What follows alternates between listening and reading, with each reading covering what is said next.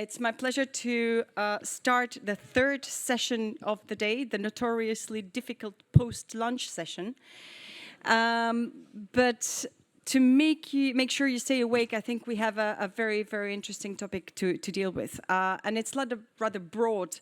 If you talk about economic security and technology, you can put pretty much anything in there.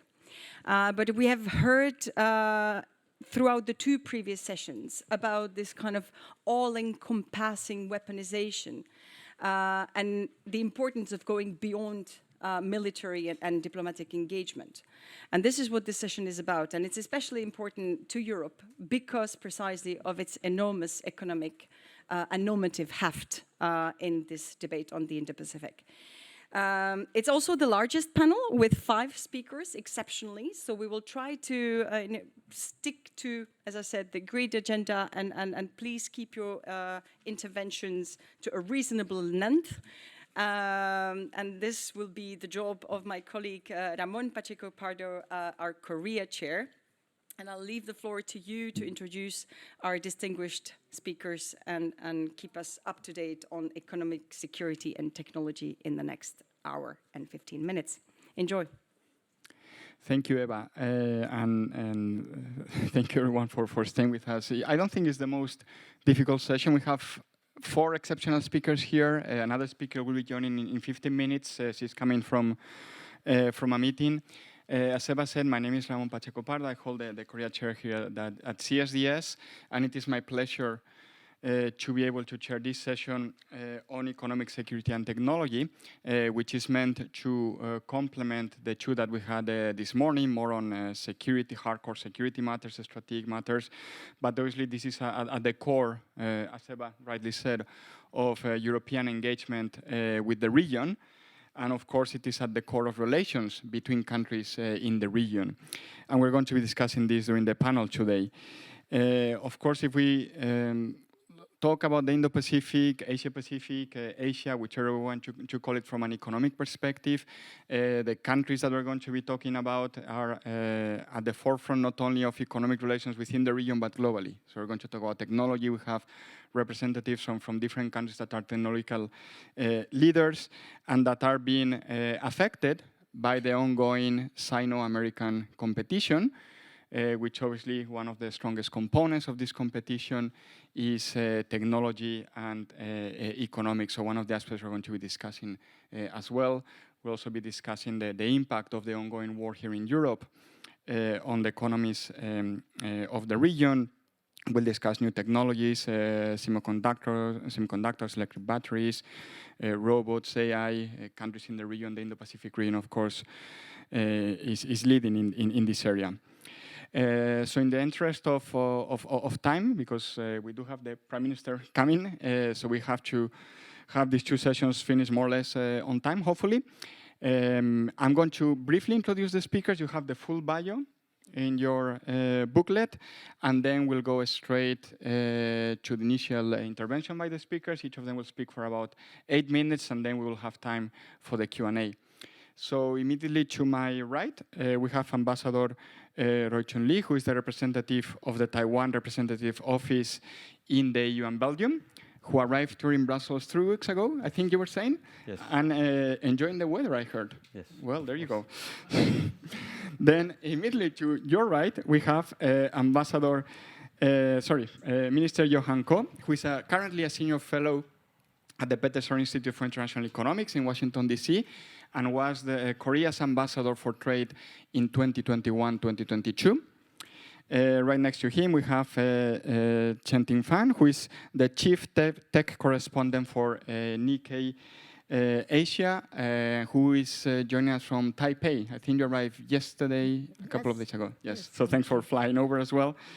And then we have Dr. Chong, who is currently a senior fellow at the Rajaratnam School of International Studies, and who also flew in from Singapore yesterday. And as I said, then we'll have also Maria Martin-Prat joining us in a few minutes, Deputy Director General at DG Trade of the European Commission.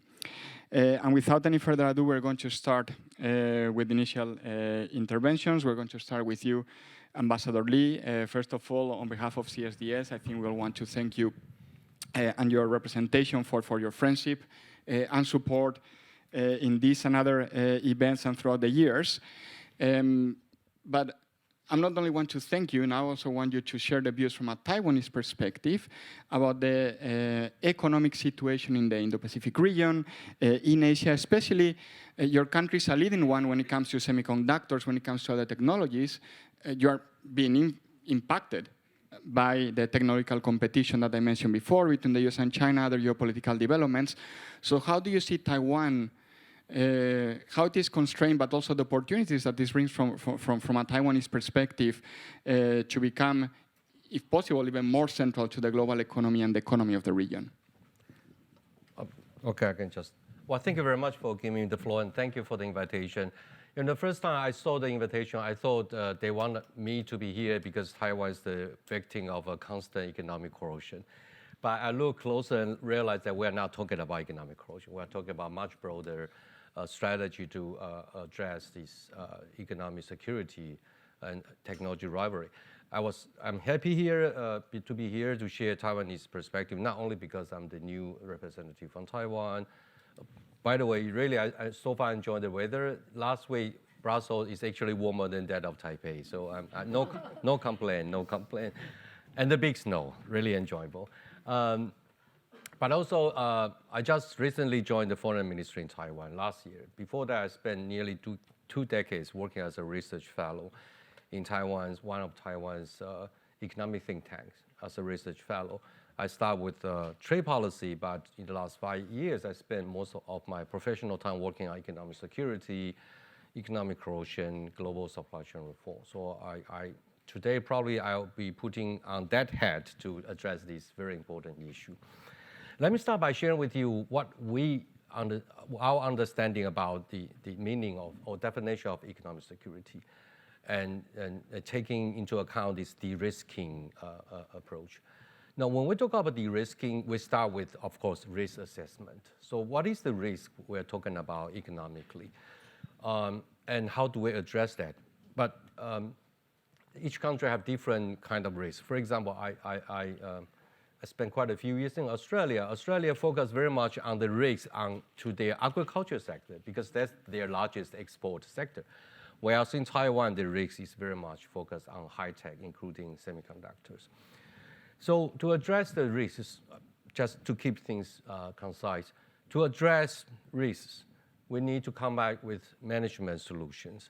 So you need to kind of categorize the risk we're subject to. So under this de-risking approach, we are talking about at least 3 layers. The first layer is decoupling as the de-risk management solution. So we're talking about, for this very small group of ultra-sensitive, critical emerging technology and products, decoupling is the only way to manage the risk. For the second tier, relatively sensitive group of products, including, for example, critical minerals or advanced batteries, we're talking about the reduction of dependency as a way to address economic risk. And for a majority of the global trade and investment activities, there's a third category. We're talking about a group of products and technology that are business as usual. They are not impacted. We don't have to do anything to de-risk, right? So there are at least 3 layers. Now the key here, the keywords here, there are 2 keywords here. First is a rebalancing process. It's a rebalancing between pure economic efficiency and economic benefits with enhancing national security.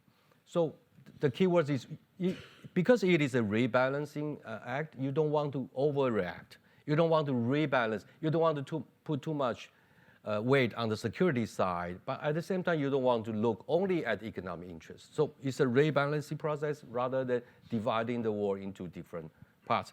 The second keyword here is surgical, because all these de-risking management approaches comes with costs and uncertainties, and the private sectors are not happy, right? So we need to be precise and surgical about the way we define what is the most sensitive product that are subject to decoupling, what's the second tier that are subject to reduction of dependency, and what's the rest, business as usual group of products. And second concept I want to share is, when we talk about de-risking, we are talking about, let me use the reduction of dependency as the way. Sorry, Maria, I took you say to speak first. We're talking about the reduction of dependency from partners who have, first of all, the tendency to weaponize interdependency. And also we are trying to reduce our dependency from partners who have this preference to take advantage of economic dependency to pursue political agenda. We are not talking about the reduction of dependence from all partners. So this reduction of dependency is completely different from nationalism approach. We still want, remember this is a rebalancing, right? We want to pursue economic efficiency, at the same time increase our national security assurance.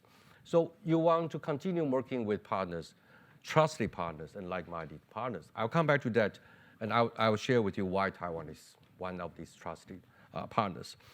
So Taiwan's response, we see risks, but also we see opportunities. For example, in terms of decoupling, let me use this example to illustrate our response. You know, Taiwan has been spending the last 30 years focusing very much on providing professional contract manufacturing services.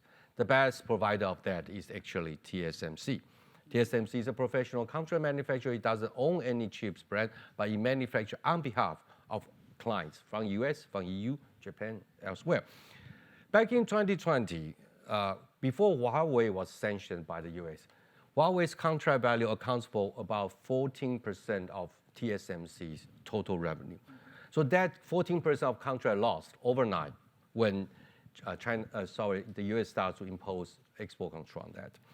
So people are worried, but at the end of 2020, TSMC global revenue actually increased by 20% because the vacuum that's been subject to the export control was quickly filled up by new contracts, new demands from other parts. So the really risk here is, or the way to manage risk is we need to keep the demand growing. So as long as there's an increase of demand, the impact on decoupling will be controllable. I'm not saying there's no impact, there is, but it's not devastating.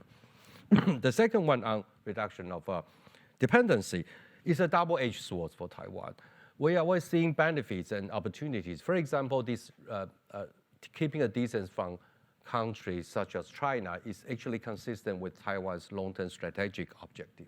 We want to reduce our dependency on China.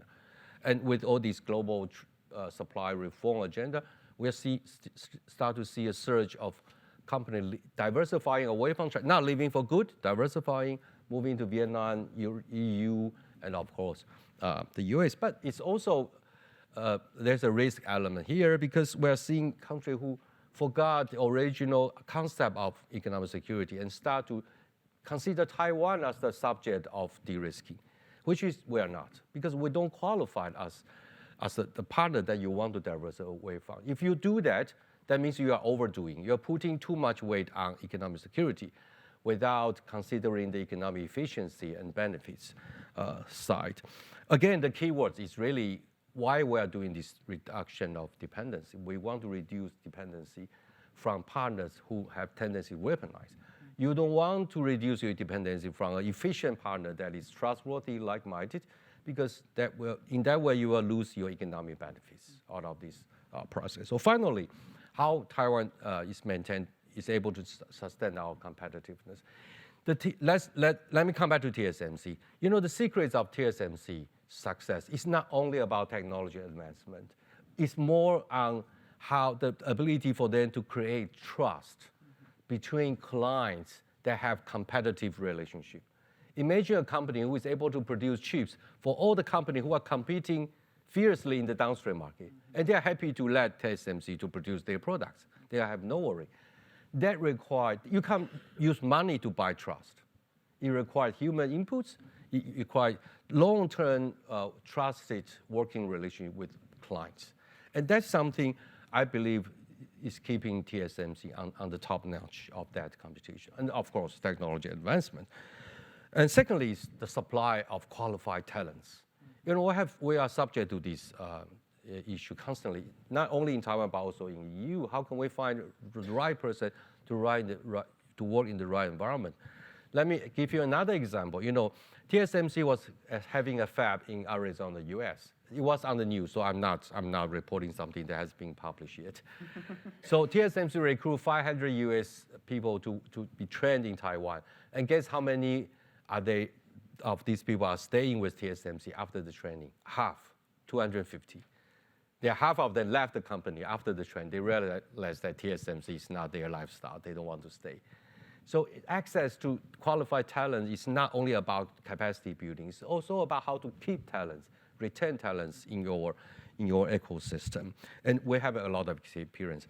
The third recommendation is to increase the level of coordination. Now, we're looking at EU, the US, Japan, everybody is increasing their level of government intervention into the market with industrial policies. So market signals are not the only judgment that you can make your decision.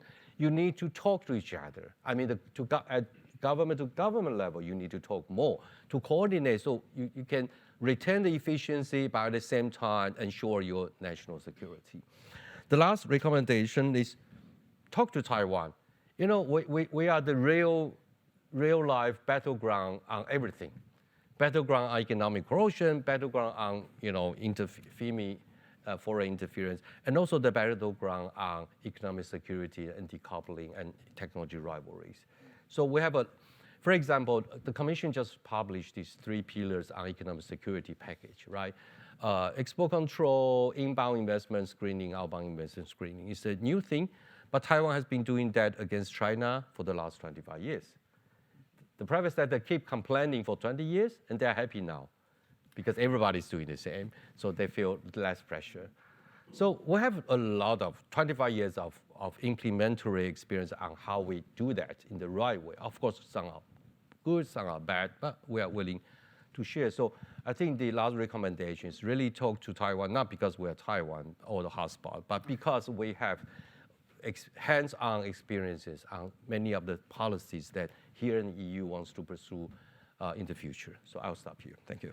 Thank you very much. And thanks for bringing it industrial policy, which I'm sure we'll talk about in this panel, and the importance of talent and people, right? And how they matter for economic matters, which sometimes we forget. Now we move on to Minister Yo, who served in the ROK for a couple of years as Minister of Trade quite recently, 2021-2022. So obviously you also suffered the growing US-China competition in your time as minister. Now, thankfully, I hope, you're in the think tank world, you can speak more freely. And this is what we're trying to get from you right now. Yeah. Can you tell us how the evolution that you see in the trade sector, specifically in Asia, the Indo-Pacific region, when industrial policy, economic security have become dominant, not only in the region, but also at the global level, and the market is having to give way to this new government role in the economy? Yes. First of all, thank you very much, Ramon, and for organizing this wonderful event and inviting me here. Yeah, so now I'm a free man, so I'll speak in my personal capacity, what I've observed and what I think in terms of how this economic security, Ambassador Lee explained the importance of economic security, but I'm trying to focus how this economic security is changing the landscape in Indo-Pacific in terms of trade and supply chain, the issues. I'll speak with 3 key words. First, de-risking, and second, diversification, and third, localization. This is really what's really happening on the ground. So first, de-risking.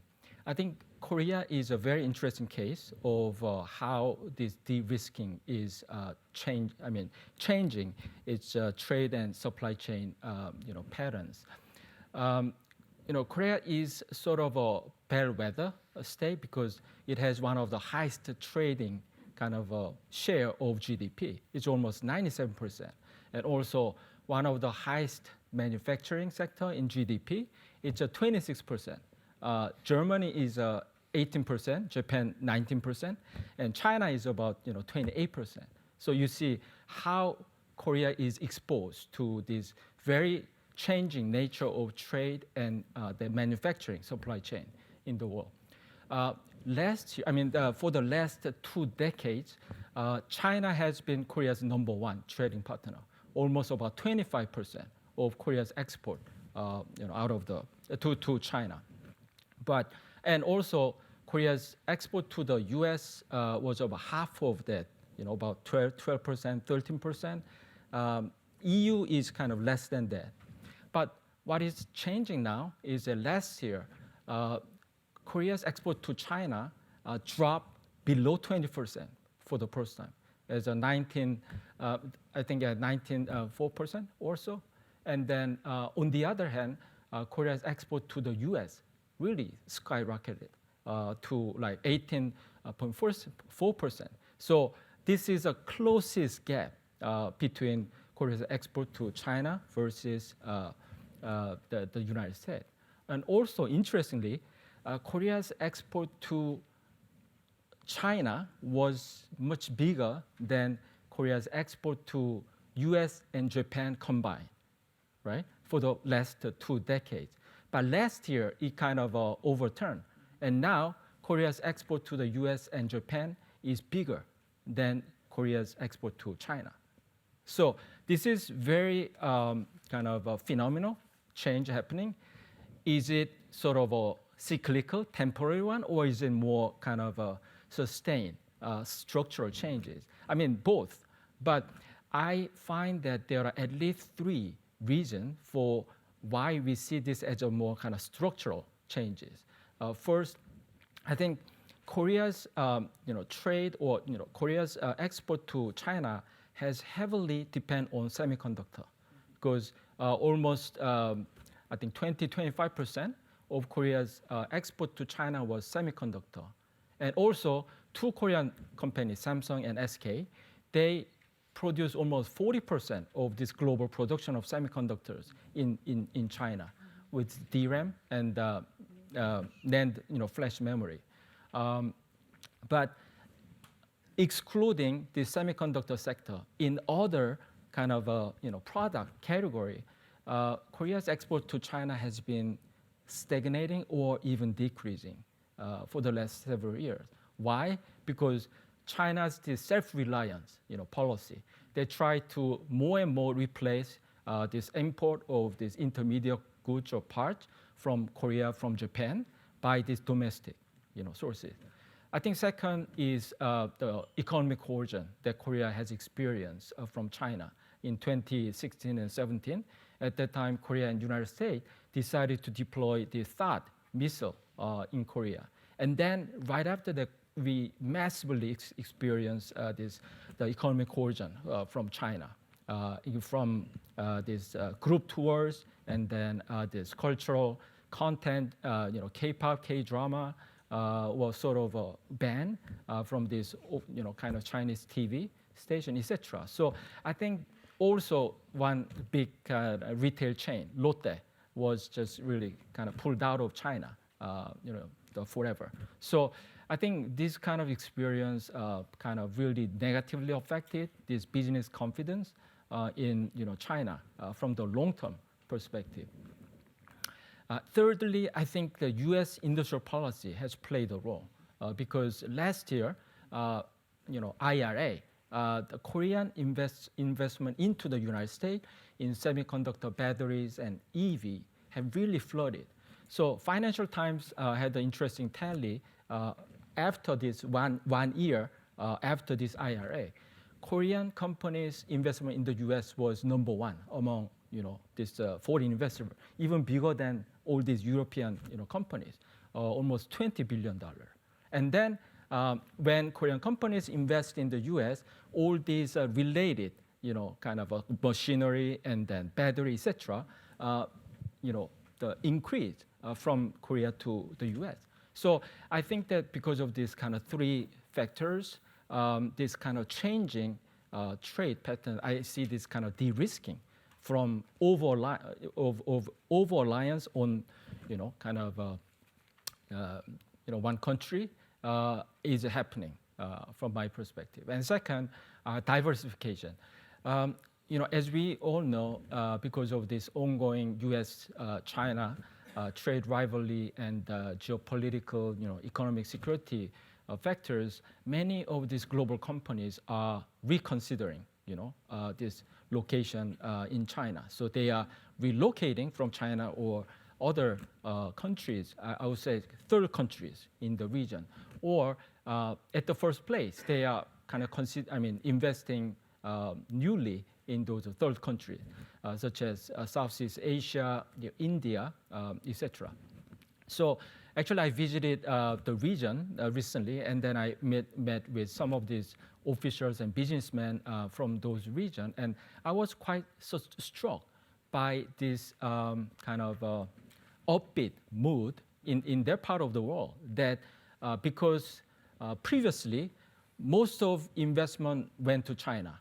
China sucked every air in the region, but now, as this, because of this uncertainty and the risk involved investing in China, these foreign investors are investing in Vietnam, Indonesia, India, and Malaysia, etc. So they are now experiencing increasing foreign investment and increasing industrial activities because of this ongoing tension. So kind of ironically, this US-China rivalry is providing small opening to the third country, which would not have been available if we continue to live in a world that we used to live like decade ago, right? So I think this is sort of a mixed picture of challenges and opportunities. Yeah, obviously, this overall is a challenges to everybody, but in the midst of challenges, there are opportunities also emerging newly. And then thirdly, and also another kind of the example is that the recent about few months ago, United States they kind of introduced new outbound investment restriction to China. So this private equity and venture capital of the Silicon Valley and United States Wall Street, they now their investment in China is drying up, right? So previously, if U.S. this financial institution invest in Asia, 70 or 80% investment went to China. But now this China opportunities is kind of drying up. So now U.S. financial institutions are paying new attention to other countries like Korea, Japan, India, Singapore, etc. So it's not that there were no innovative technology or companies in those third countries, but because of this China issue, now they are beginning to pay new attention to these kind of other opportunities in third country. So in a way, I think it's also kind of encouraging new innovative ecosystem in Asia other than China. And thirdly, localization.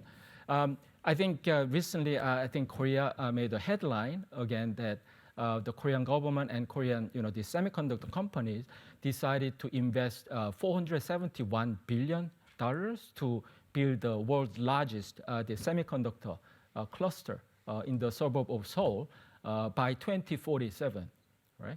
And also, but I think if this economic security or U.S.-China tension doesn't exist, I guess Korean companies might try to continue to invest in China instead of investing in Korea, right?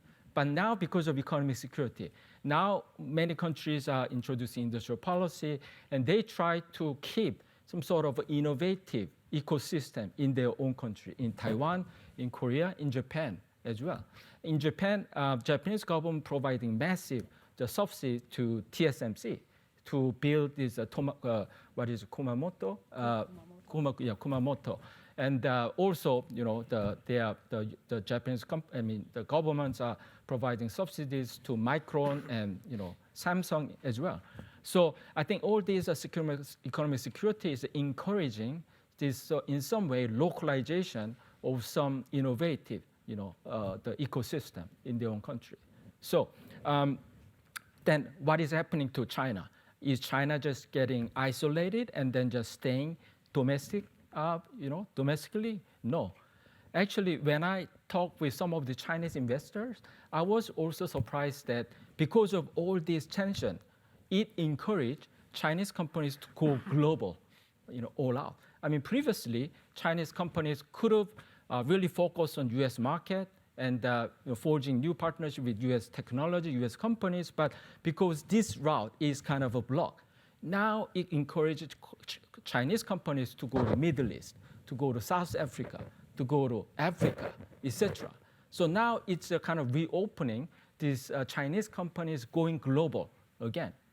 So in conclusion, I find that all these kind of expected or unexpected kind of changes stemming from this economic security and then this geopolitical tension is providing challenges as well as opportunities. And then, but not all the all the countries are benefiting from these newly emerging opportunities. Only government which are very well prepared and then really move fast to capture the better, kind of slice of this newly emerging opportunity. They are the one who kind of capturing these opportunities. Thank you. Thanks to you, and thank you very much for also mentioning other countries as well that are benefiting from this trade competition that we're looking at in the US and China, which sometimes we forget there are countries that benefit from it.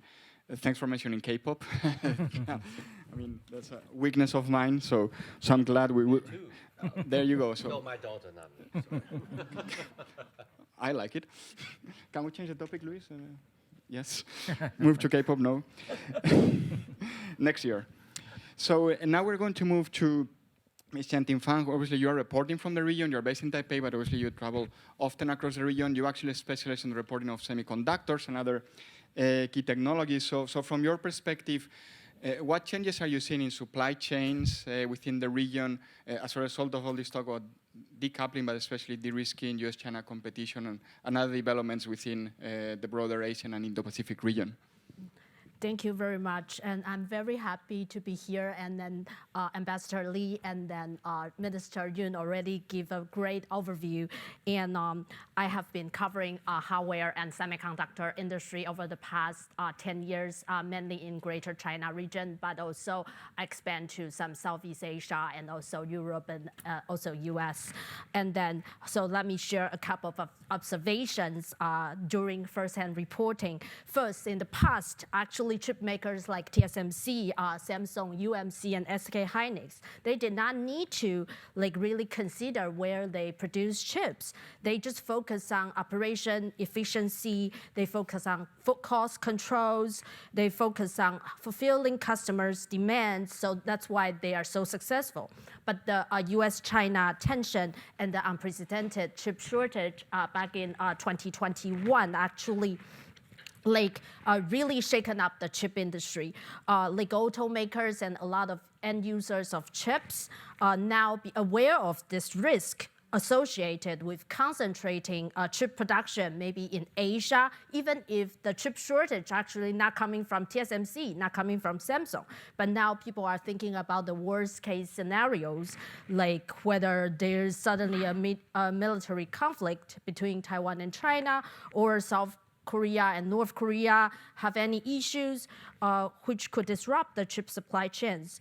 So all these major economies like you see, Japan, US, everybody, EU are betting big to bring some vital chip production onshore, and the semiconductor have been elevated to the national security level. So something never happened before. It's TSMC, the world's largest contract chip maker, now has embarked its most ambitious overseas expansion due to customers' request. The company is building the U.S. plant, the cutting-edge U.S. plant in two decades in Arizona, as well as its first ever Japan plant, and consider a second Japan plant and even a third Japan plant. And also they will start construction of the Germany Dresden fab by the end of this year. So, and Taiwan's second largest chip maker, UMC, also partnered with Intel to produce some mature chips, 12 nanometer chips, and later will be in Arizona. And the UMC also are embarking on some overseas expansion in Singapore. But however, shifting the semiconductor production is a very complex undertaking. TSMC announced the Arizona plant actually back in 2020. But, and then I went to their like chip tour move-in event that joined by President Biden and also Tim Cook, also NVIDIA's CEO Jensen Huang back in end of 2022. By that time, we expect maybe 2024 you will go into operation, but now it already moved the schedule to 2025. So for its Japan plant, which already consider a very smooth one, announced in 2021, but production will only go into production by the end of 2024. So you can see it really take more than 3.5 years or even 5 years to just get one chip plant up and running. So it's not going to be switched on overnight, this supply chain shift. Also, second, I want to mention is that supply chain is really long and complex and extremely connected to each other. A chip plant actually need hundreds of chip equipment, thousands of different chemicals, materials, and gas, and all of them require extensive purity. If you hear anything like 7N, that means 99.999999% of purity. And those kind of demanding quality control is very common in chip industry, so that you can see very limited suppliers could supply to them. And then, and you can see all these suppliers all have their own supply chain too. So for another example, during the unprecedented component shortage, that hit the production of cars and other consumer electronics, back in 2021, according to our studies, actually the shortage was not about premium chips of CPUs, GPUs. It's about all the peripheral chips that you never think of, a sensor, a transceiver that costs only like a couple of cents. So also many chip equipment makers told us that actually the shortage is beyond chips. Including like plastics, that they can make valves and pipes are all in shortage. So you can see you need to trace back to the raw materials, even to fluorspar, to phosphate, to germanium, to rare earth, so everything. So when we think about supply chain, it's never about a chip making itself. It's about the whole value chain.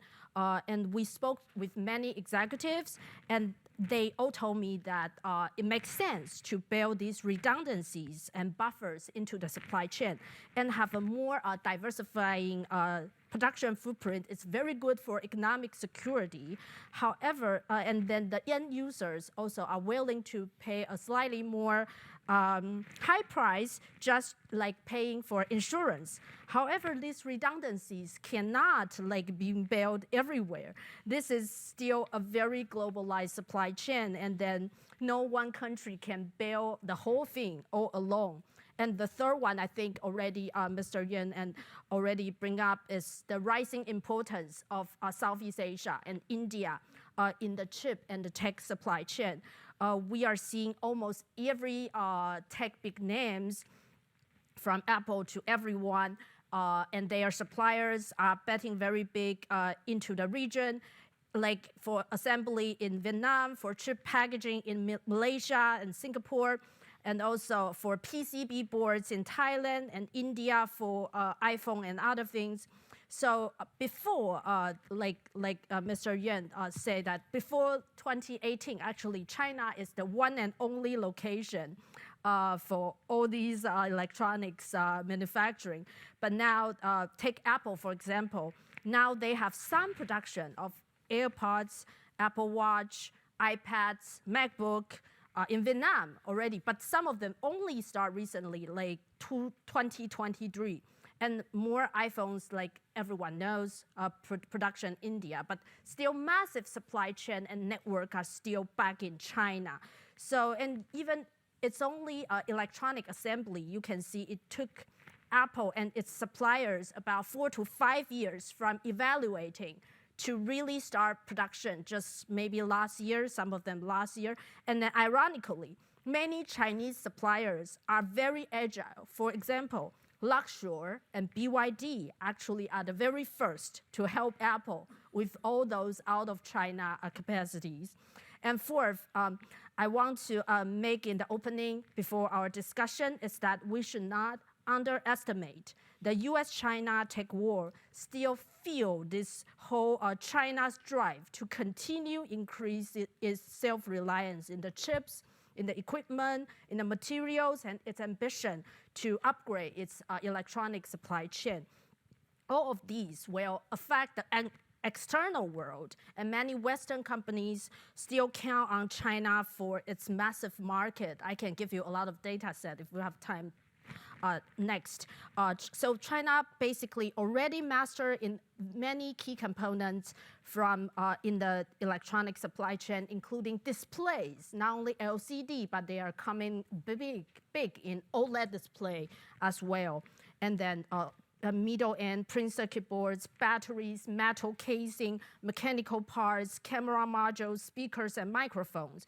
And it is also building a massive network of less advanced chip ecosystem that are still very useful for consumer electronic, for automotive, for other things. And meanwhile, even if their advanced chip production were facing so many restrictions around the world, they did not give up.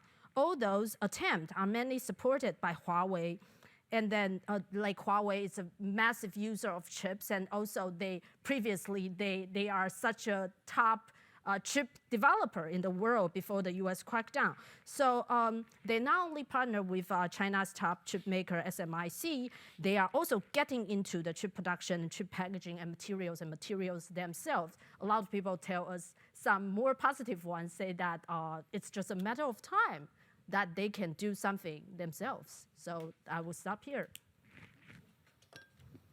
Thank you very much. And I was taking note on an issue that you brought into the discussion, which is obviously China's responding, and Chinese firms are adapting to this environment. So something for the discussion later on. We have a slight change in the program because Deputy Director General Martin-Prat has to leave a bit earlier, so we'll give her the floor. She's going to bring a European perspective to this discussion about Indo-Pacific region and Asian dynamics, and also from European perspective, EU perspective, opportunities for cooperation, risks as well in the region. So the floor is yours.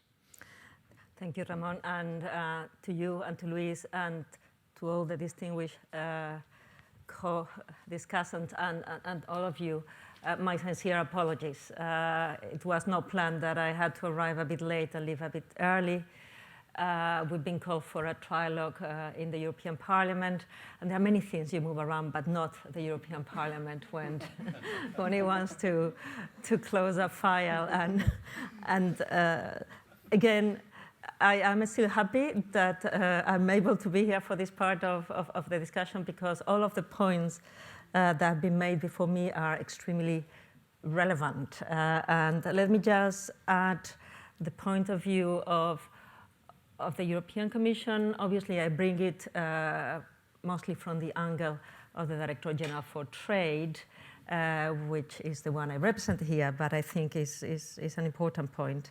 I should start by saying that the Indo-Pacific, whether we are discussing about economic security or about economy in general, is the region in the world that I think now is the priority for many, many governments in terms of population, in terms of GDP, in terms of growth and innovation and agility.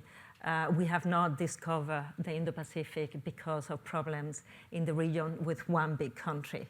It's been and continues to be a very important partner with us. When you, for instance, engage in relations like FTAs or in the type of deep and broad engagement we have with Taiwan, you also create trust. And there we do have relations which have been long-standing with Korea, with Japan, with Singapore, with Vietnam, as I said, as well with Taiwan. That engagement is important as well when you are thinking about economic security and you are thinking about, for instance, diversification. That is very clear from our point of view. There are a number of others that we are now as well negotiating with other actors in the region. But what else? So besides being, as we are at the moment, the main investor in the region, foreign investor, besides a growth in our trade, what else can we do in a way to do what I believe is shared by the countries in the region, which is how can we face the geopolitical and technological changes that we have seen galloping towards us now in a very clear manner in the last few years without losing what is behind the dynamism and economic growth of the region, which is the openness as well. And that very, very complicated balance is one that I think we need to work together to preserve. From our point of view, as you know, we have been now developing for well over a year our own idea, strategy in terms of economic security. And you have heard us very often referring now to a triple objective, which is to promote and to protect, but also to partner. And that partner leg of our strategy is one that relates very, very clearly with the countries in the region.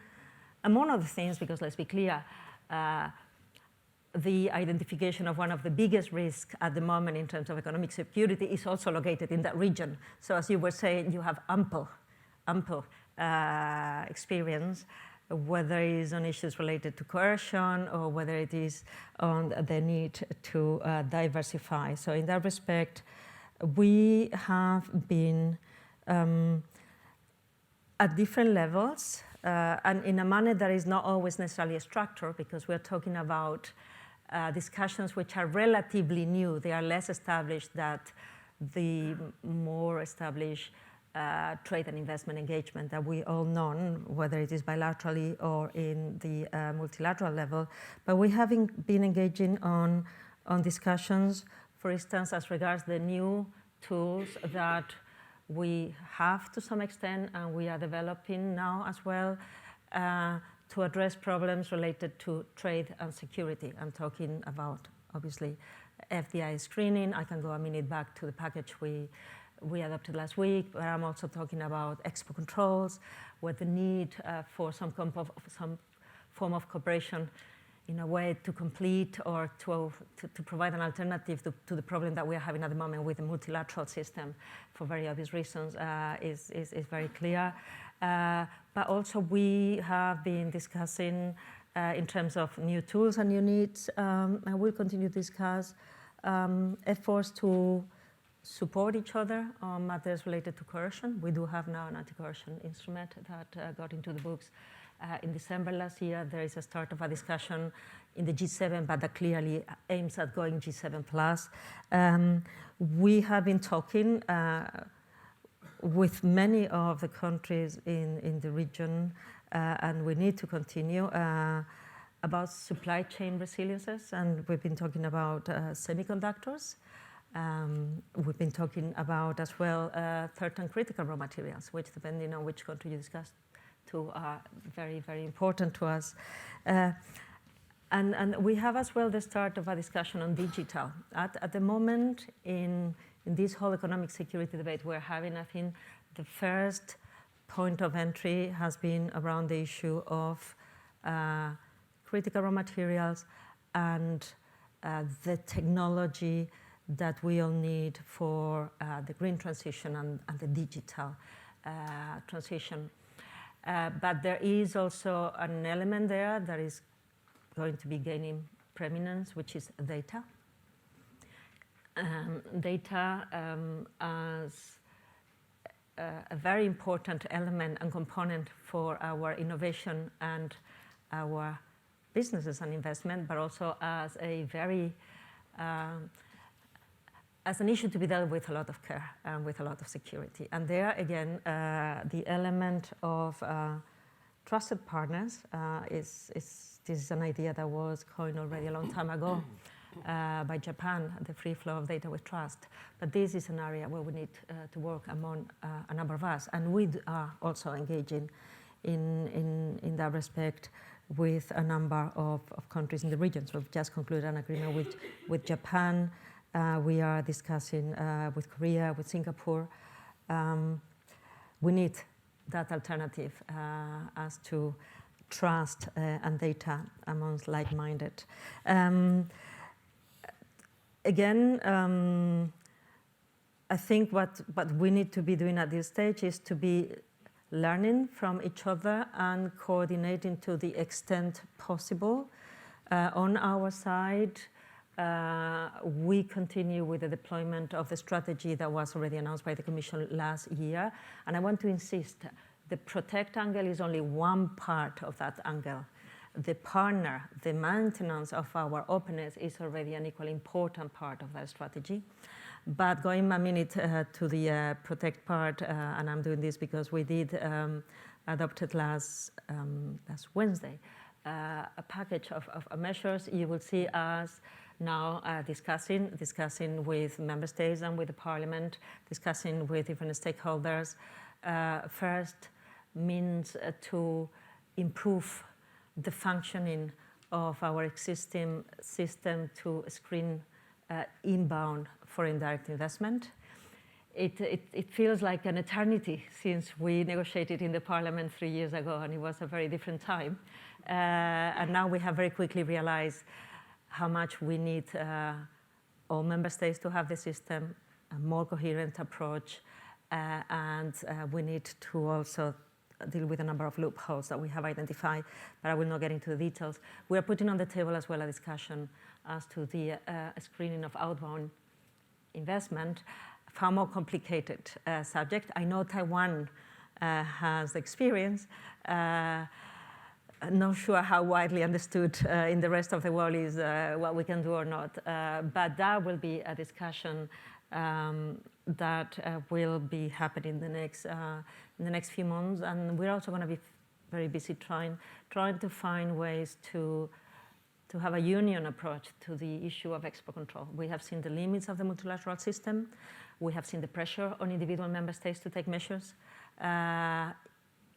We have to find a better way to deal with this, although I am sure that you will understand with me that is not going to be an easy discussion with the member states going forward. I'll stop here, but again, from my heart, my apologies for this very, very unpolite way of coming late and having to leave early.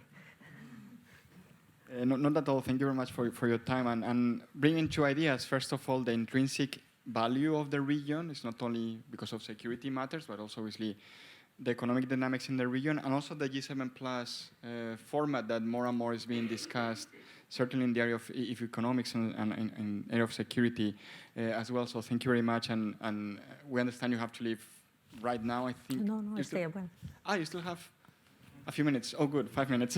So then, good, because then you can listen to Dr. Chong. We felt it was very important to have someone from Southeast Asia in this panel as well. And I think all of the speakers have already mentioned Southeast Asia, India, the importance of this region as well to what we're talking about. And you have written on economic security yourself. So if you can bring the perspective from the region, not only Singapore, but maybe broaden up to the region, regional dynamics, and how does this region fit within this whole discussion we're having about technological competition, economic security, and de-risking as well? Okay, thank you very much. In fact, I'm going to start by saying that I'm going to offer a contrarian perspective. In fact, when you talk about the Indo-Pacific, do not think of the countries represented here, like Japan, South Korea, Taiwan, Singapore, or any of the EU. Think of your Bangladesh, think of Indonesia. Indonesia was represented by the ambassador all of this morning. I wish he had stayed on. Think of your Bangladesh.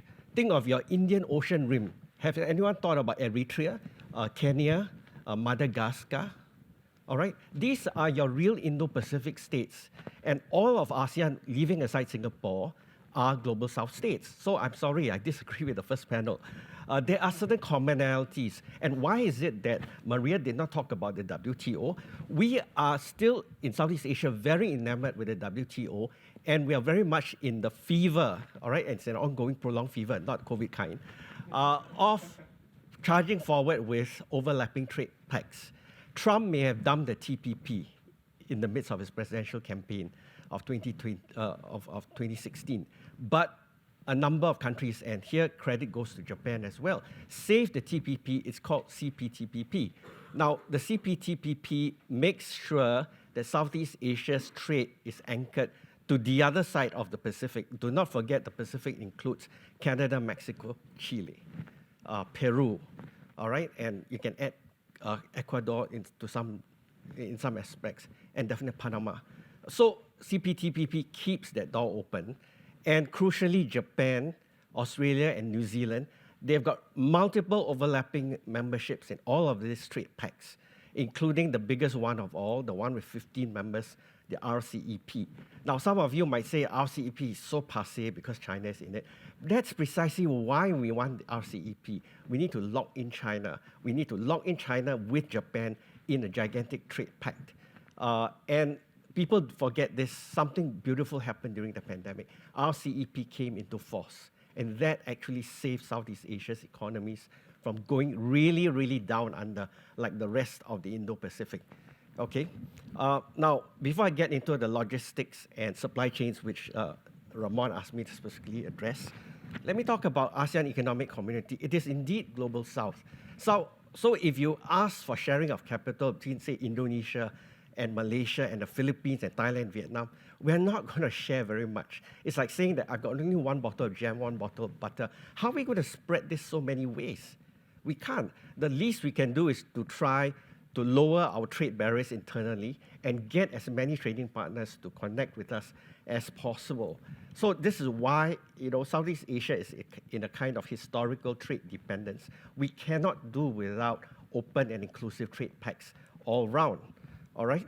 And ASEAN has limits. We've tried to liberalize domestically, and if you look at the statistics, you can email me if you'd like to look at the statistics. We've actually reduced, on average, trade barriers to about, I think, barely 1% as of 2017. But that's not good enough because, again, it's a South-South collaboration. How much can we trade between Indonesia and Malaysia? Because all our primary products, agricultural resources, are all in direct competition. We need to export to some big market, and that's where China comes in, Japan comes in, Australia, New Zealand, the United States, the EU comes in, all right? And this is also why, again, there's a limit to how much I can describe, how big the RCEP is. We need to keep all these doors open because we need to export our way out of poverty. And during the pandemic, even more so.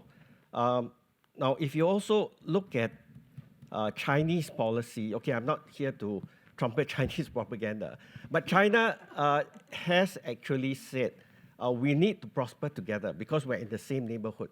Very few major trading partners say that to Southeast Asia. In fact, if anyone from the US State Department is here, I'm sorry, I've got to repeat this constant criticism. Why have you dedicated one desk officer to 10 countries? The region is so complex. You cannot have one person covering Indonesia, Malaysia, Thailand, Philippines, Vietnam, and then there's Singapore.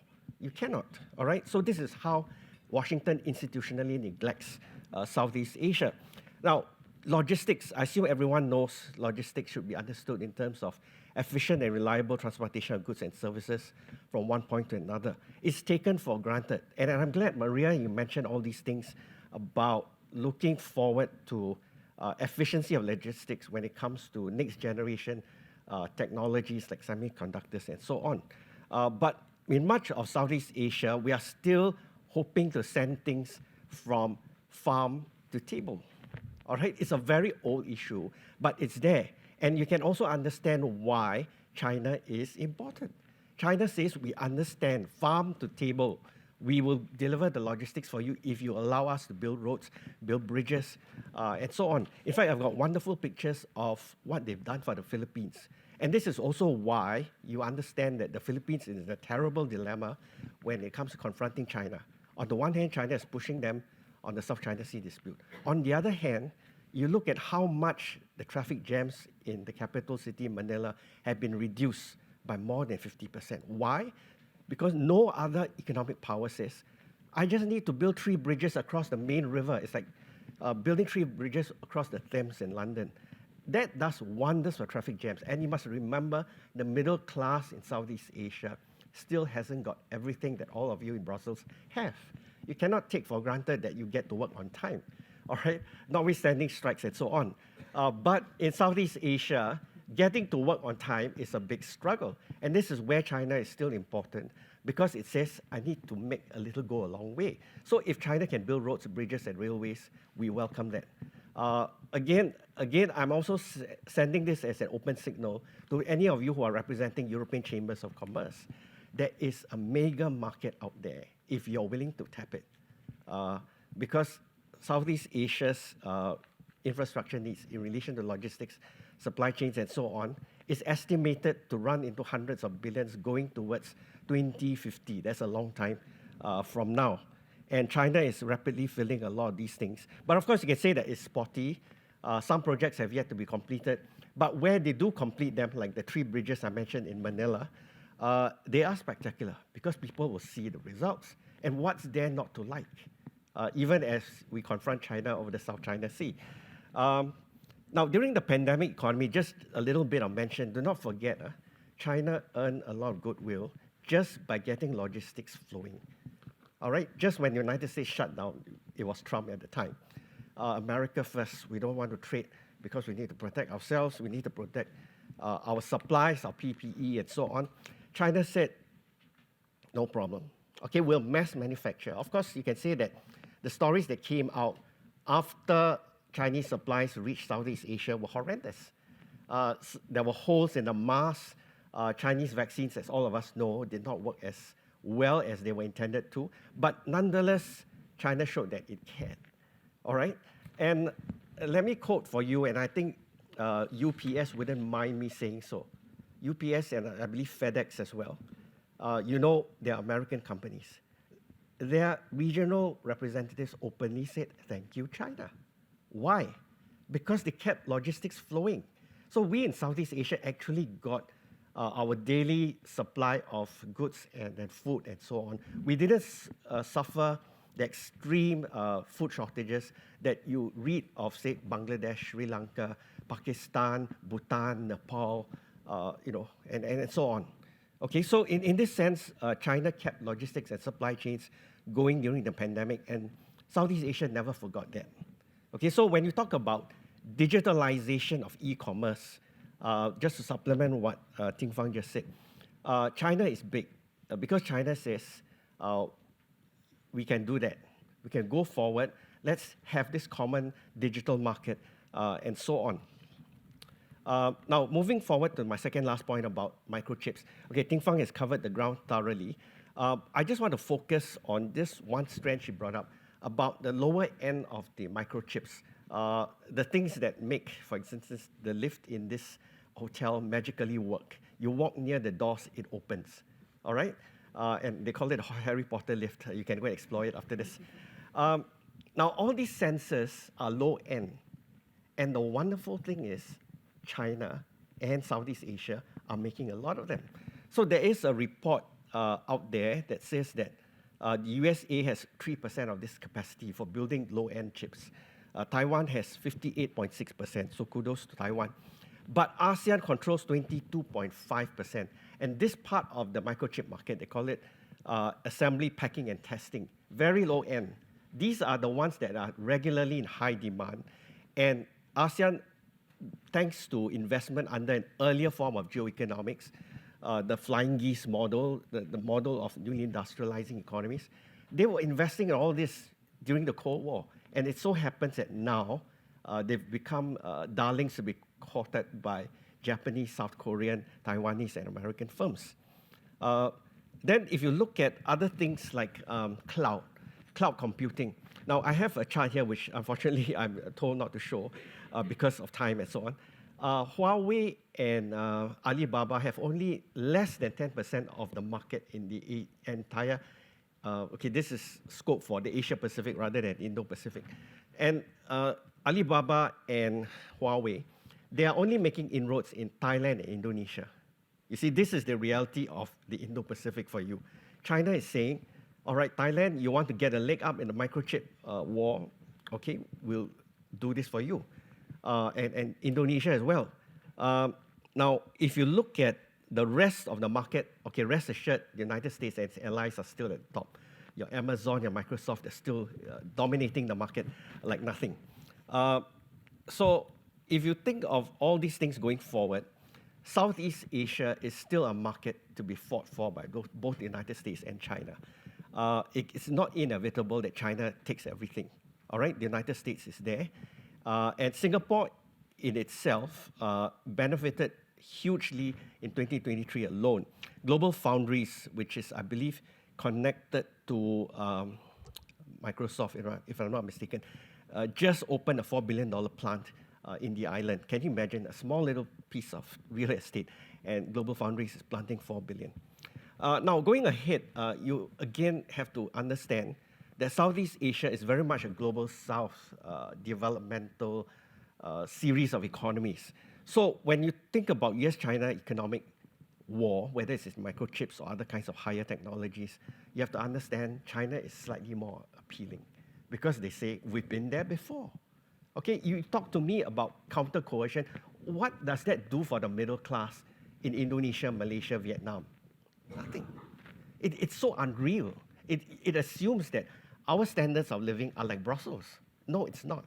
Sorry, it's not. So in Manila, for instance, going back to the traffic jam and the bridges, a bridge is tangible. The middle class feels like we're getting there because the traffic jams are cut by more than half. So the infrastructure competition is out there for people who are willing to go and invest in it. Now, ASEAN has done its best for Southeast Asia to create a hospitable environment for foreign direct investment, infrastructure development, supply chains, and so on. But again, much depends on how Japan, India, and China. India, of course, is a wild card. Perhaps Anit can talk more about it if he wants to. India requires a lot of courting before it comes into any of these trade pacts. So that is the big missing piece of the jigsaw puzzle. But Japan and China are into RCEP, so that's good news. And finally, the extreme high-tech part of the global economy, like the green economy and climate change. Okay, this is where Southeast Asia is a huge laggard. So COP28, for instance, Southeast Asia was hardly, taken seriously because we have even yet to reach the point where we can seriously say we can trade carbon credits. All right, we have yet to reach there. And in fact, if you look at Indonesia, it's still a massive seller of, environmentally unsafe logging, wood grown from large plantations and so on. And we suffer this annual haze problem, the pollution from burning forests, because people use these old school methods of clearing the forest to produce, extract the wood for sale, and so on. So we are still way behind. And for those of you who want to really make a difference in the Indo-Pacific, please do not forget the majority of the economies are indeed global south. Thank you. Thanks to you for bringing these 2 points. First of all, you did use the term global south very openly and said it does exist from your perspective, right? And Southeast Asia is part of it, most of it. And then the importance of regional agreements that sometimes we forget, but in East Asia, Asia-Pacific or Indo-Pacific, they still drive economic links. We have 5 minutes left plus 5 minutes into the break. So we'll have 10 minutes for the Q&A. So same as before, if you can please introduce yourself. We have a couple of microphones going around, and then we'll have time for the answers. So we have one question there on the back and two here on the front to begin with. Thanks. This is Finbar Birmingham from the South China Morning Post newspaper. I had a question for Minister Yeo. It's about economic coercion. We saw last Friday that the European Union suspended its case with China over the alleged coercion of Lithuania. And I wondered if you could share from the Korean perspective the difficulty of dealing with these sorts of unofficial coercion or boycotts through the multilateral forum, because I know obviously Korea had an experience in 2016-17 after the THAAD missile deployment. I would be interested to hear how you feel, what the European Union could learn from the Korean experience, and whether you think that the WTO is indeed fit for these sorts of disputes. Thank you. Thanks to you. We have a couple of questions here. I think there was one. Yeah, here on the second row. Yeah, both of them on the second row. Thank you. Hi, this is Tianxiru from Central News Agency, Taiwan. And I have two questions, one for Mr. Yo. Yep. And that when Chinese enterprises going global again, they face more restrictions due to economic security concerns. So to what extent do you think that this kind of new wave of going global will fulfill China's strategic goals? And the other question is for Ms. Cheng, that are you confident that China's self-reliance in advanced technology will be just a matter of time? And what is the implications for the economic security camp?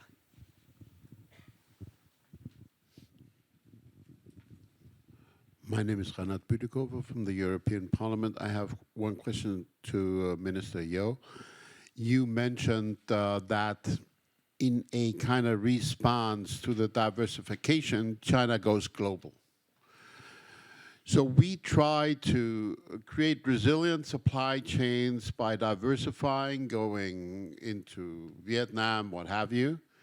And China goes global, and in the end, the supply chain is longer, but effectively we're not more independent, because basically behind the Vietnamese company is a Chinese owner. So how do we deal with that? And we have two last questions, one here in the middle and one on the left-hand side, my left-hand side. So, sorry, David Cameron from Sciences Po in Paris. A comment and a question prompted by the presentation by Professor Chong. I find there's something schizophrenic in these sort of forums, because we deal with hard security separately to economic security.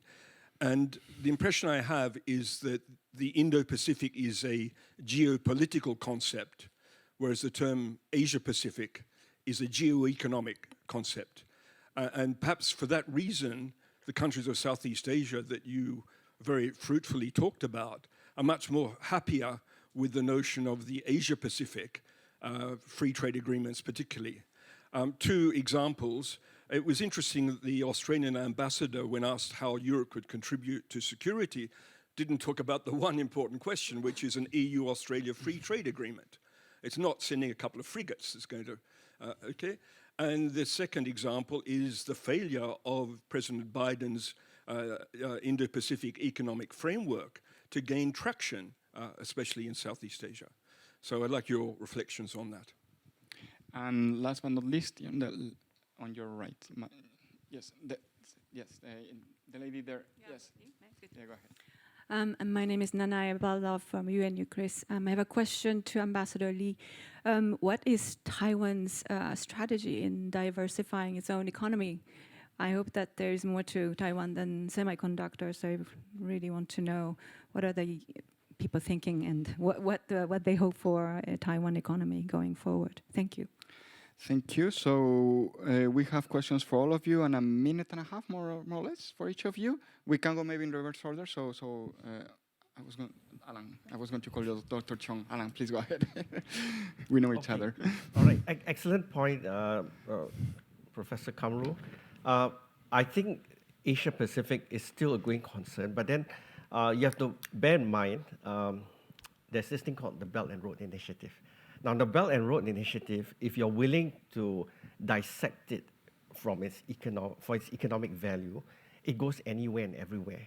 The road goes anywhere and everywhere. You can say that the Belt and Road extends even to Kenya, because the Chinese built one of the newest railway lines there, and the Kenyans, despite initial complaints, are now enjoying the benefits of it. So I think you're spot on in saying that the Asia-Pacific was initially very geo-economic. Now, the Indo-Pacific, this is the problem, you see. I don't know what is the supposed outcome of this dialogue. Is it to actually improve economic diplomacy by the EU? Because if it is, you need to take a leaf out of the Belt and Road. And the funny thing about Chinese investments under the Belt and Road, for all of China's current economic woes, is that they're very flexible in terms of contract law. I don't know if this is going to shake up some business schools. Can you imagine a contract you negotiate now can be undone 1 year down the road at the request of the contracting parties? And this is how China is continuing to build all kinds of things across global South, Southeast Asia. So this is one point. Now, Indo-Pacific Economic Framework, you're totally spot on. I never took it seriously when Biden introduced it. And then if you attach the Quad to it, oh please, no one will touch it in Southeast Asia, in developmental Southeast Asia with a barge pole. Why? Because China will see you as taking sides. Why are you using economics to target China when China is building things for you at very flexible contracts? So the IPEF is indeed a non-starter. I have myself published a paper in 2018 giving you very detailed case studies of how Thailand and Indonesia managed to strike very hard bargains with the Chinese over building, the building of high-speed and less than high-speed railway networks. And the Thais, my goodness, they've gotten just about every major railway builder into the country. Of course, you can say it as chaos, it's anti-efficiency and so on. But they've gotten everybody balanced. And this was a game they were playing in the 19th century, mind you, under King Chulalongkorn. I do not want one imperial power to build all my infrastructure. So I invite a number of them and let them compete to build the best for me. That's what the Thais did. Indonesia decided to stick with China, and now they've got Southeast Asia's first high-speed rail, the equivalent of Eurostar.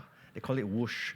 And if you look at the symbolism at the launch, okay, they dressed it in local metaphors, okay, the Garuda, the mythical dragon in that part of the world. And the Chinese said, you want to claim all the credit, so be it. And of course, the Indonesians played the diplomacy very nicely. They said, dear President Xi, when you next visit Indonesia, we want to invite you to ride on this wonderful train that you've built for us. Okay, so in that sense, you get rid of the unpleasantness by allowing the host to claim credit. So I'll leave it there. Thank you. Thank you. Please go ahead. Yes, I would like to address the question that whether China's self-reliance campaign will definitely going to work or not.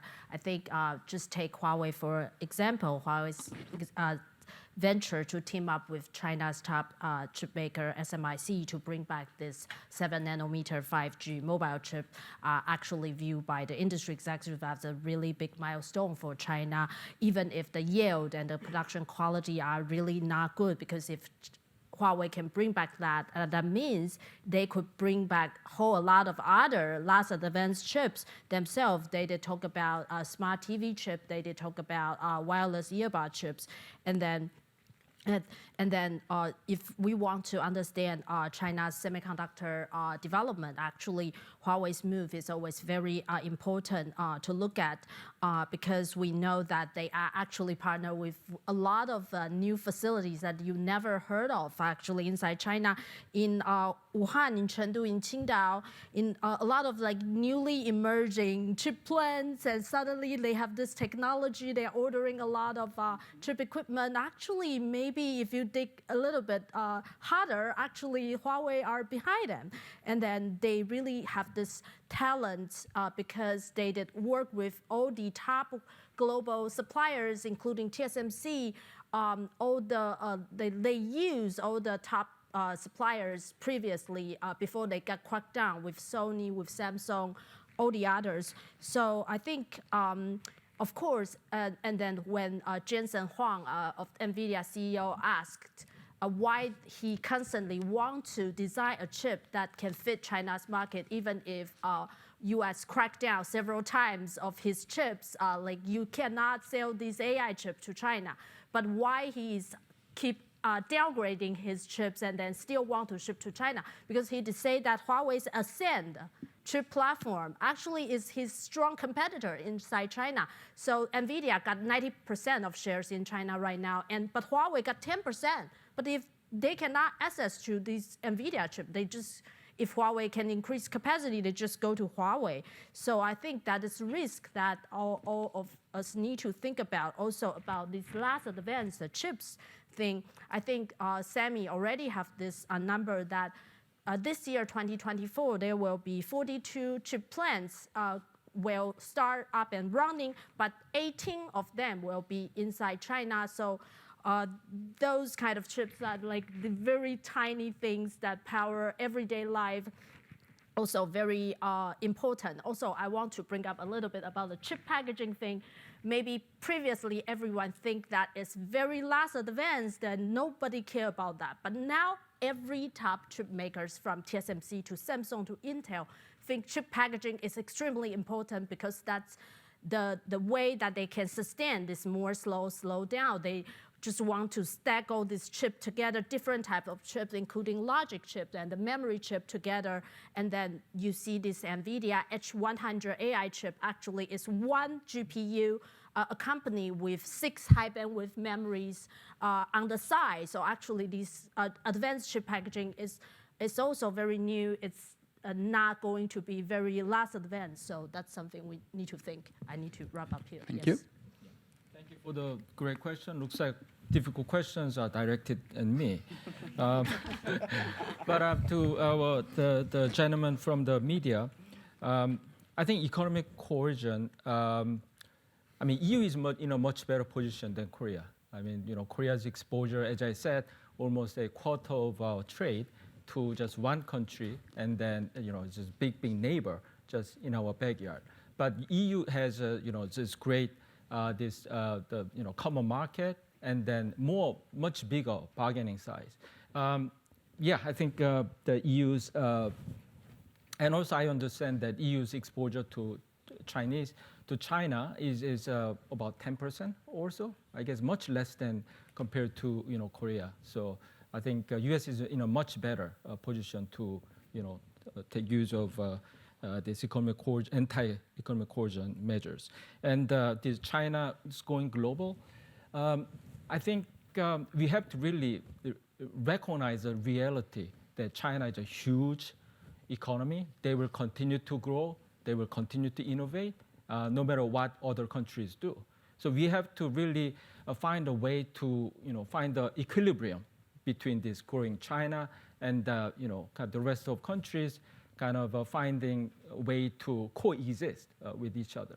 So in that sense, I think economic security is a big issue to United States, European Union, Korea, Japan, Taiwan, etc. But I don't think this is a big issue to this many global South, because to them, this development is the first priority. And then I've heard that in many of these the discussion, the global South think that the U.S. give lectures, China give hospital, bridge, and then factories.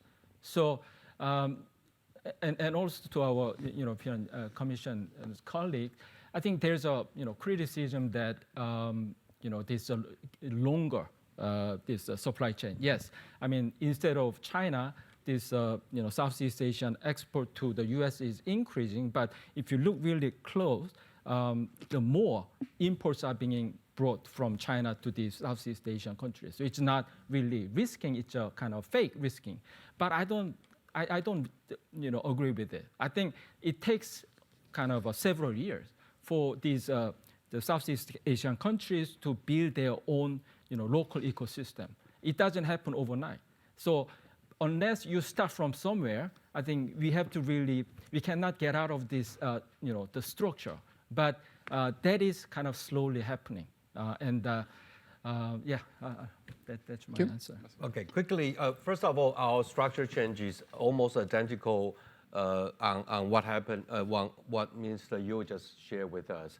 Reducing our trade with China, increase our trade with EU, Southeast Asia, and of course, the United States, and also diversifying away from that. But in terms of a sectorial approach, TSM's semiconductor is, I really encourage you to visit Taiwan. You realize that Taiwan is much bigger than just chips. Even though we have a lot of chips, but we are doing a lot of other things. Just yesterday, we introduced the first prototype of quantum computer, homegrown quantum computer. So we're moving to not only the hardware part, but also on the software, on AI and other things, smart medical equipment, for example. So yes, definitely we're looking for the next TSMC. Let me put it. I'm not sure. We have some know-how, but I'm not sure. We haven't been there yet, but we are trying. But quickly on China. First of all, I think we need to clear. We don't want to eliminate China, right? We need to coexist with China as a superpower, as economic power. So the key is that first of all, we want to ensure that China don't weaponize economic independency. And they are trying to interfere with us on a daily basis. Come back to the regional agreement. Now, China crossed Japan in 2012, 3 months after their investment agreement came into force. China crossed South Korea 2 years after the free trade agreement between South Korea and China came into force. China crossed Australia about 4 years after the FTA came into force. So FTA means nothing if there's a political agenda to be served. So this is something that China has undermined a rules-based order. If we believe rule-based order is important, then we have to tell China, you have to don't do that. We're telling him they don't do that, they keep doing, but that's fine, but we need to reduce the dependency so that we have the arm's length to ensure that we're not impacted by that. Of course, there are many countries who care more about growth, care more about prosperity, care less about rules-based, care less about values. That's understandable, but it doesn't mean that we don't have to defend the rules-based order, doesn't mean we don't have to defend the values. So different countries have different objectives. So China are doing great with countries doing, there are interference. I heard we have done these case studies. Many of the Southeast Asian countries are imposing, especially for the private sector, imposing self-censorship. They never say anything bad about China because they want to keep growing. So that's the interference that as we see it, and undermines rules-based order. But for them, they focus more on the prosperity and growth. But for us, I'm not sorry for Taiwan or perhaps for Europe, we should be focused more on how to safeguard the rules-based order, how to safeguard the values we believe so much. So I'll stop here. Thank you. Thank you. If you can please join me in thanking all the panelists for a wonderful session.